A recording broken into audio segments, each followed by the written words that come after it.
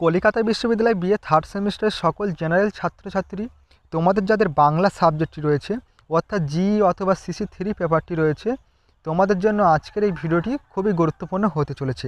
কারণ আজকের এই ভিডিওতে তোমাদের একটি বড় প্রশ্ন অর্থাৎ 10 নম্বরের বড় প্রশ্নের উত্তর নিয়ে আলোচনা করব। প্রশ্নটি হচ্ছে, দেখো, মন্দির বাহির ও কঠিন কপাট কোন পর্যায়ের পদ, পদকর্তাকে পদটির কাব্য সৌন্দর্য বিশ্লেষণ করো। খুবই গুরুত্বপূর্ণ একটি প্রশ্ন। তোমাদের কিন্তু এবছর এই প্রশ্নটি খুবই গুরুত্বপূর্ণ। তোমাদের 10 নম্বরের প্রশ্ন এটি। তোমাদের পরীক্ষায় কিন্তু এই প্রশ্নটি অবশ্যই তোমরা কমন পাবে। তাই সম্পূর্ণ ভিডিওটি তোমরা দেখবে। অবশ্যই তোমরা এই প্রশ্নটি খাতায় নোট ডাউন করে নেবে এবং তোমরা যারা আমার এই চ্যানেলে নতুন আছো অবশ্যই চ্যানেলটি সাবস্ক্রাইব করে নিও এবং তোমাদের বন্ধুদের কাছে এই ভিডিওটি অবশ্যই তোমরা শেয়ার করে দিও। চলো তোমরা ভিডিওটি দেখে নাও। দেখো, তোমরা প্রশ্নের উত্তরটি দেখে নাও।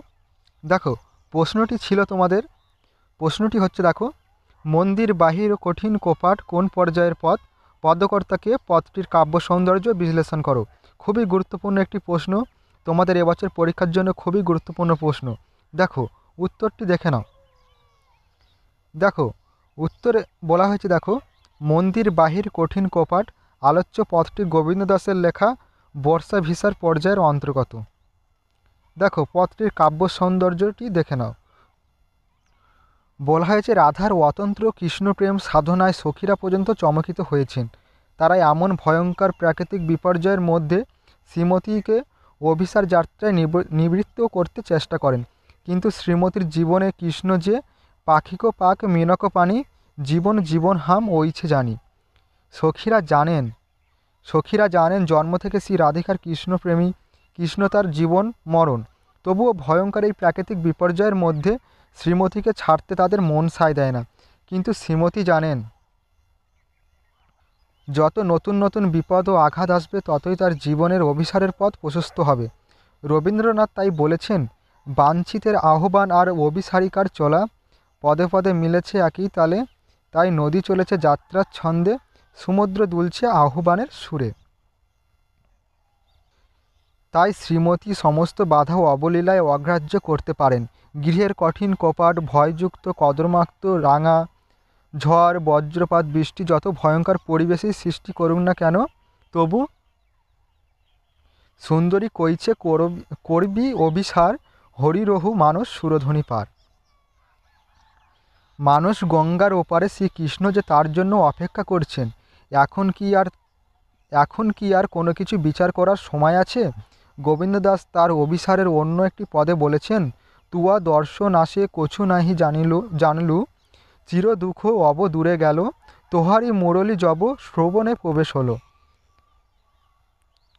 ছড়লু গৃহ সুখ আশা, পন্থক দুঃখ তিন হু, করিনা গণলু কহতেহি গোবিন্দ দাস। শ্রীমতী জানেন ঘন ঘন ঝন ঝন বজ্র নিপাত কিংবা 10 দিশ দামিনী দহন বিথার হলো অভিসারে যাবার জন্য শ্রীকৃষ্ণ কর্তৃক প্রেরিত সংকেত ধ্বনি। তবু তো সখীদের মন মানে না। তারা বলেন, ইথে যদি সুন্দরী তেজবী গেহ প্রেমকে লাগে উপক্ষোভী দেহ। ঝড় জল বজ্রপাতের মধ্যে কৃষ্ণের অভিসারে বের হলে রাধার মৃত্যু অবশ্যম্ভাবী, কিন্তু মৃত্যু কি আর রাধাকে আর হার মানাতে পারে? আত্মীয় স্বজন পরিবার পরিজন কুলমর্যাদা যিনি কৃষ্ণপ্রেমে উন্মাদিনী হয়ে বিসর্জন দিতে পেরেছেন, তার কাছে মৃত্যু ভয় তো দেহের মায়ামাত্র।